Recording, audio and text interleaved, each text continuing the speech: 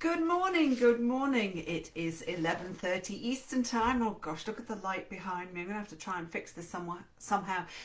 Anyway, it is 11:30 a.m. Eastern time, and that means it is time for another episode of First Chapter Fun. This is actually episode 62. 62!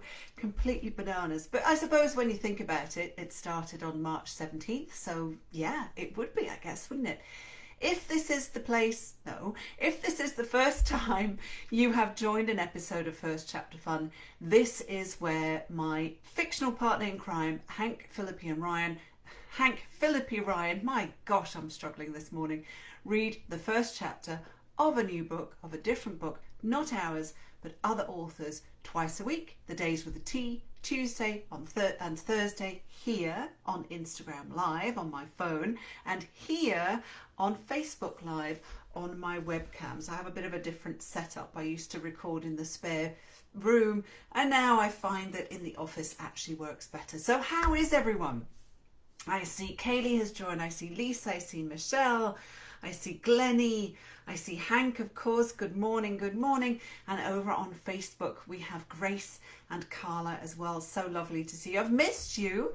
I haven't broadcast since last week, and I used to broadcast once a day for 50 odd days in a row, and now it's once a week, and I missed you guys, and I feel like I'm a little bit out of practice.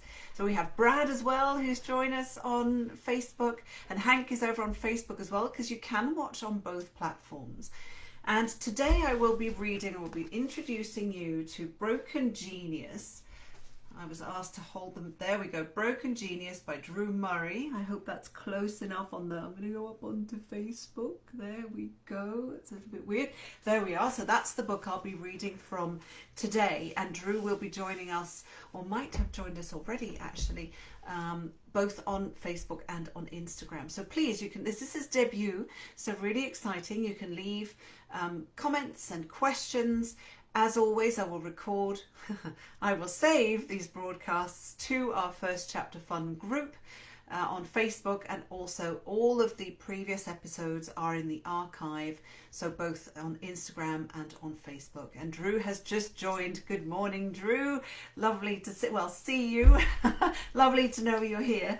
So before I read from Drew's excellent tech thriller, Broken Genius, I have a couple of announcements that I think we should all get behind and celebrate. So first of all, Hank's book, The Murder Lie, was just The Murder Lie.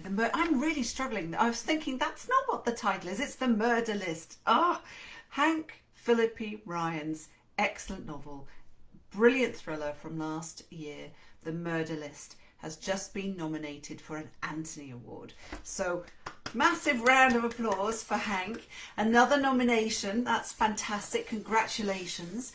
And everybody can go, not now, but everybody can go and listen to the first chapter of The Murder List in the First Chapter Fun archive, because I read from that book in April, I think it was.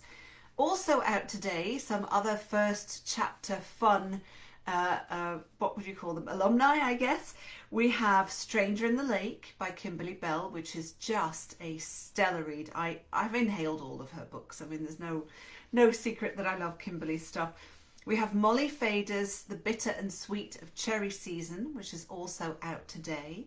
We have Catherine Mackenzie's You Can't Catch Me. Now, I didn't read from You Can't Catch Me, I read from I'll Never Tell, but that one's in the archive as well. And we have Jill Orr's The Full Scoop. If you haven't discovered Jill's books yet, they're just these wonderful, funny mysteries. I mean, people die in them, but she's so funny. Her sense of humour is just right up my street. So they have lots and lots of archive videos from First Chapter Fun to go and discover. But don't do it now, because now I'm going to first introduce you to Drew and his brilliant tech thriller, Broken Genius. Now, I met Drew at BoucherCon last year in Dallas. On the last day, a bunch of us happened to be having lunch together, and we sat next to each other. And it was hilarious because It was like meeting my younger brother. I don't have a brother, but if I did have a younger brother, Drew, I'd want it to be you, because we just figured out we had so much in common, books and films and video games, and it was hilarious. We had a great conversation and we've been in touch ever since. And so when Broken Genius, when I knew this was coming out, I knew we had to get him on First Chapter Fun immediately, and so here we are. So let me introduce you a little bit more formally to Drew. Let me see if I can do this without my glasses, because I know there's always glare. And actually, speaking of, you can probably see me a little bit better now. I've put my light on. There we go. Dear Lord, I tell you, I'm out of practice. I need to do this more often. Once a week just isn't cutting it, is it? All right, so this is Drew. Drew Murray is a native of Ontario, Canada. After a corporate career in technology, he has transitioned into education and writing. He's an avid fan of Comic-Cons, escape rooms and board games, which positions him well as the author of Broken Genius, which is his debut and is out now. It published last week on Tuesday. Drew lives with his family in London, Ontario, and so you can get your hands on this book right now because it came out last week. There we go. See the cover? Yes, you can. Fantastic. All right. So let me tell you about the book. Oh, and I should also say, if I get bumped out of one platform, either Facebook or Instagram, because it sometimes happens, the tech gremlins get in there and they chuck us out. If that happens, I will return to the platform that booted me out and start the recording again. So, you know, get yourself a cup of coffee, a cup of tea, or whatever it is, and I'll be back. All right, so this is Broken Genius by Drew Murray. For Will Parker, it's about personal redemption after a disastrous mistake. In 2011, Will Parker, the young prodigy CEO of a big tech company, makes a coding mistake that costs a college student her life. To assuage his guilt, Will pursues a career in the FBI's cyber division. Now, Special Agent Will Parker is called to investigate a murder scene at a Comic-Con event in the Midwest, where the victim has ties to a radioactive quantum computer that Will was working on before he left his gig as CEO. Working with smart local homicide detective Dana Lopez and FBI stuffed shirt Thomas Decker, Will discovers the victim was holding an auction for the computer on the dark web, and the bidding is still live.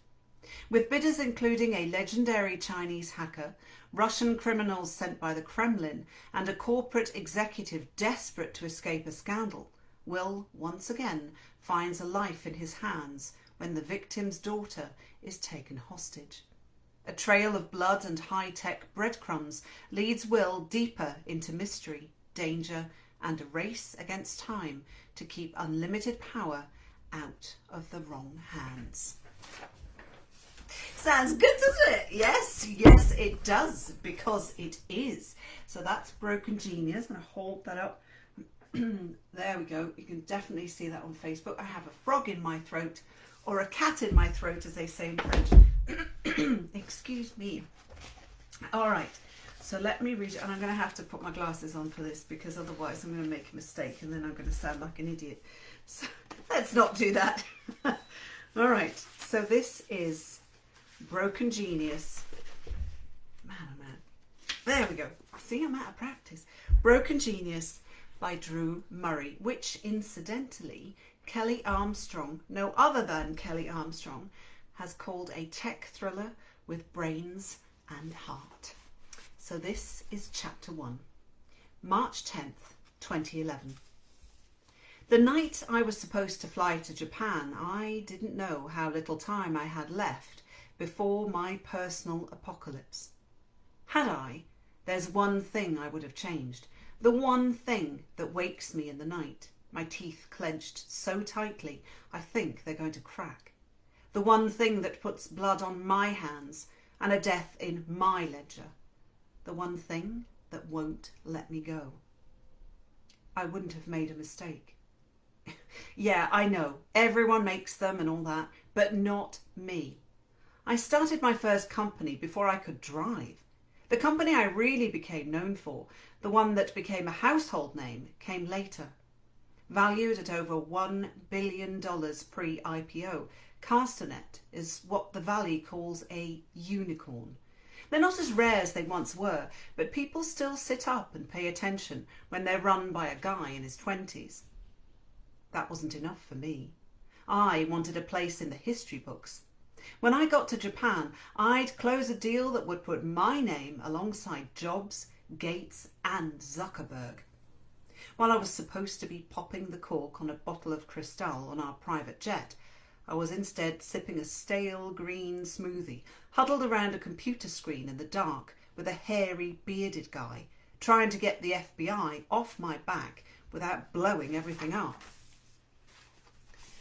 "The payload's been delivered, coming online now," said the hairy guy. The glow of the monitor reflected off his wild beard, giving him a spooky profile in the dim room. "What are you going to tell the guys at Fukushima Semiconductor when you don't show up to complete the takeover?" Jack Walton, my right hand and oldest friend, the was to my Jobs. Brilliant programmer, but like the legendary Wozniak, he didn't have a head for business. Building Castanet was all me. He was the only person I could trust with what we'd agreed to do for the FBI.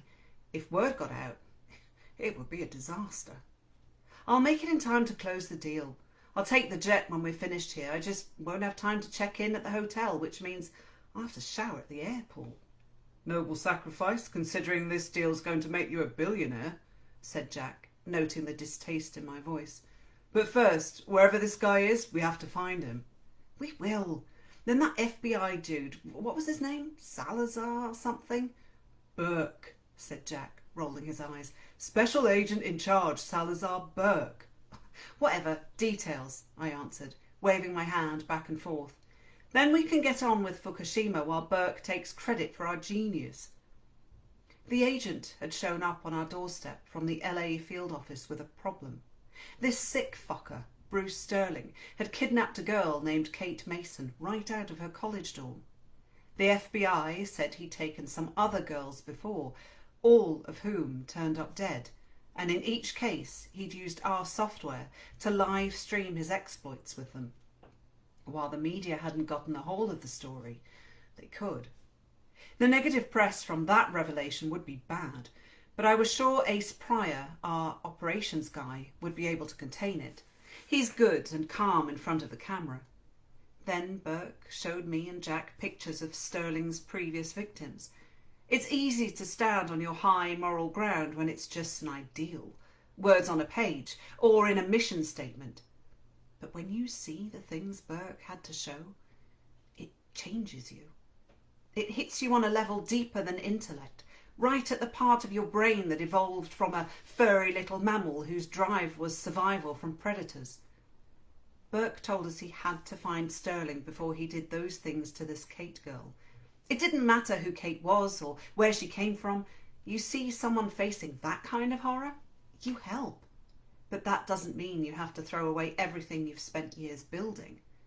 Castanet's most valuable product was secure private messaging and live video streaming, which meant if anyone found out what Jack and I were doing for the FBI, we'd be finished. "Will, the marketing push on privacy starts tomorrow," said Jack, tugging on his beard. "Are you sure it won't get out that we have a back door?" "Don't call it a back door." "What should I call it?" "A trapdoor." "Will, that's not a real thing. You can't just make it a thing because you want to." "I better can after the Fukushima deal closes. It's totally going to be a thing." "Maybe then," acknowledged Jack with a sigh. "It's just you and me in this room, and the minute this is over we get rid of the trapdoor," I said, checking the time on my iPhone. "Get the patch in a critical release and send it tomorrow." "Send me the patch and I'll get it in the queue." "You have it. It's in the same directory as the change to the payload." This is the reason I needed to be there, to make sure stuff gets done. Developers, even brilliant ones like Jack, need to be managed. "I don't have it," Jack said. "You made the changes to the payload." I felt a knot twist in my stomach. In the final push to version 1.0, we had a hackathon to complete the first beta version. Back then, a lot of people chose to work from home. Jack thought that made it easier for people to work for 24 hours straight. I thought it made it easier for people to get distracted. So I embedded a routine in our software to monitor the developers.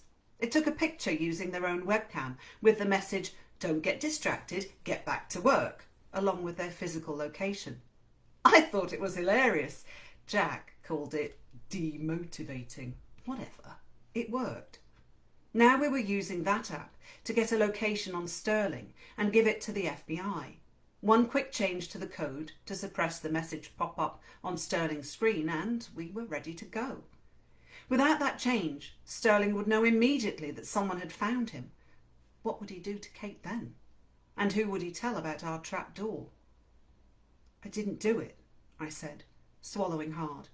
Jack was about to tell me he misunderstood me and everything was fine.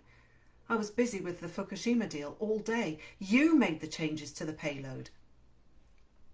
"I know what I did, Will, and I didn't make the changes. This is your Trojan, not mine. I told you that after the daily stand-up." "But you tested it." "There was no test," said Jack, typing frantically to bring up the code. Why would we need to test your code? You're a genius. You hate it when I test your code." Good point. Totally true. "So change it now," I said, leaning over his shoulder. "Quick." "I'm working on it," he said, pounding the keyboard hard enough to rattle the empty can of Red Bull on the desk. The screen changed as a swarm of text and numbers appeared in the editor. "Okay, here's the code. Where do I go?" I grabbed Jack's chair, rolling him aside. "I'll do it. Get on the phone to Burke. Tell him we need more time." Any second, Sterling could trigger the trapdoor, and seconds later, that message would appear on his screen. The pictures of Sterling's victims flashed through my mind in a staccato slideshow as I scanned the code. I just needed a minute to block out the pop-up message and then force the update onto Sterling's machine. Messy, but it would work. I remember every app I ever wrote, and this was no exception. My fingers a blur on the keyboard, I found the message module and started commenting it out.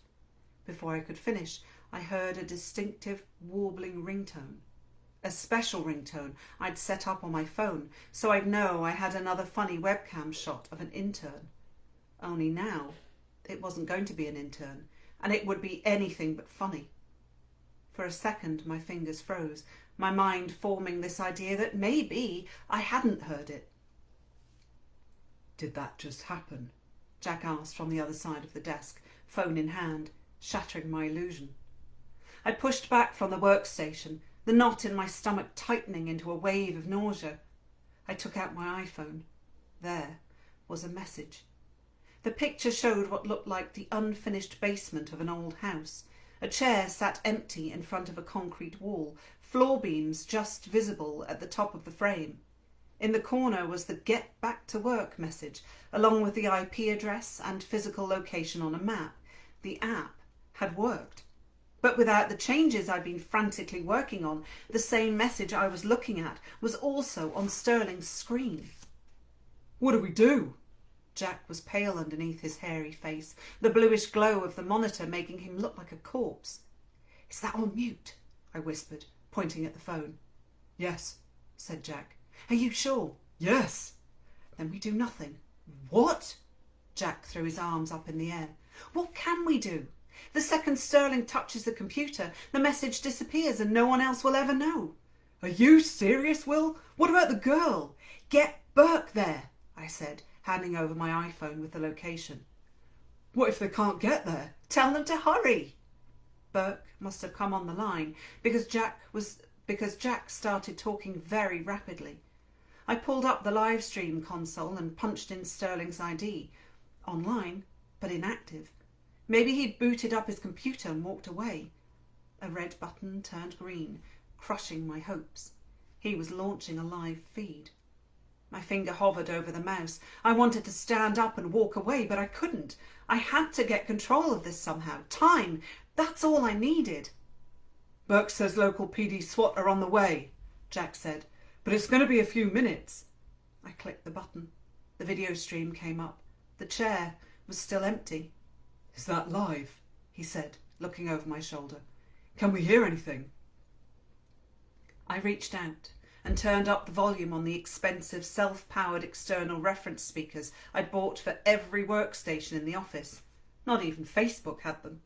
All we heard was the sound of a fan running, perfectly reproduced, but still just background noise. "See? He's not even there," I said, clapping my hands. "If he had the stream on auto-launch, maybe the message was already gone." I tried to calm my breathing. I'd been here before, on the edge of disaster, but it always worked out. And then my phone rings in the middle of a broadcast. Where was I? I tried to calm my breathing.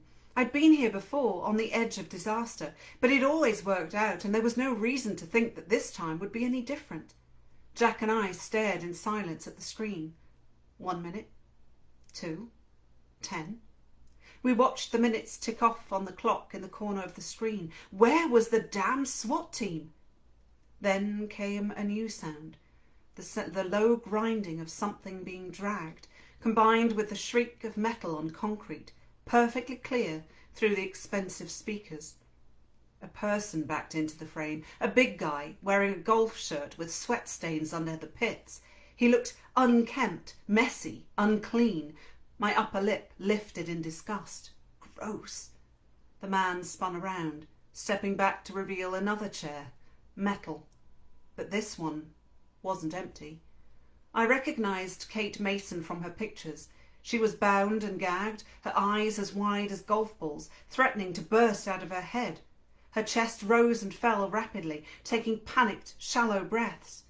She strained against the rope, holding her in place.